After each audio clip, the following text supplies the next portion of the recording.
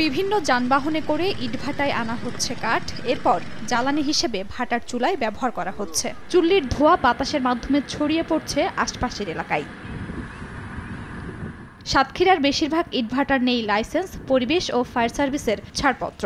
Licence নবায়ন করতে না পেরে অনেক ভাটা মালিক হাইকোর্টে রিট করে স্থগিতাদেশ নিয়ে পরিচালনা করছেন তাদের ব্যবসা। অথচ কাঠ ও রাবারের টায়ার পোড়ানো হচ্ছে এসব ভাটায়।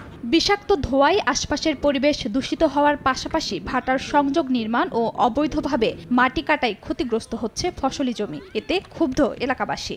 অবৈধ ভাটাগুলো তৈরি করে আমাদের প্রাকৃতিক দুর্যোগের জন্য ভীষণভাবে হুমকির সম্মুখীন হচ্ছে। পরিবেশ যেমন দূষণ করছে, একইভাবে আমরা দেখতে পাচ্ছি যে এরা অর্থনৈতিকভাবে এক ধরনের বিশৃঙ্খলা তৈরি করছে।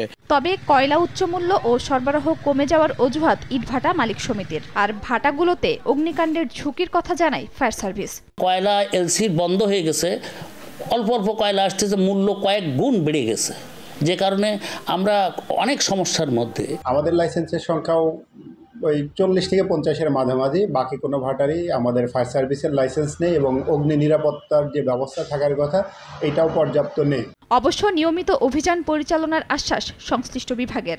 এই অবৈধ ভাটাগুলোর মধ্য দিয়েও আমরা বাছাই করে যেগুলো বেশি ঘনবসতিপূর্ণ এলাকায়, যেগুলো শিক্ষা প্রতিষ্ঠানের বেশি কাছাকাছি, আমরা ভেঙে এগুলো কমায় আনার চেষ্টায় আছি। ক্ষতিকর কোনো উপাদান যেটা পরিবেশ নষ্ট করে বা গাছ যেটা আইনে নিষিদ্ধ আছে, সেই রকম কাজ করলে আমরা অবশ্যই প্রয়োজনে বন্ধও করে দেব। কারণ আমরা প্রয়োজনে হাইকোর্টকে রিপোর্ট দেবো যে তার এই কাজ করার কারণে আমরা এটা বন্ধ রাখছি। পরিবেশ অধিদপ্তরের তথ্য মতে সাতক্ষীরায় 110টি ইটভাটার মধ্যে 80টির কোনো পরিবেশের ছাড়পত্র নেই।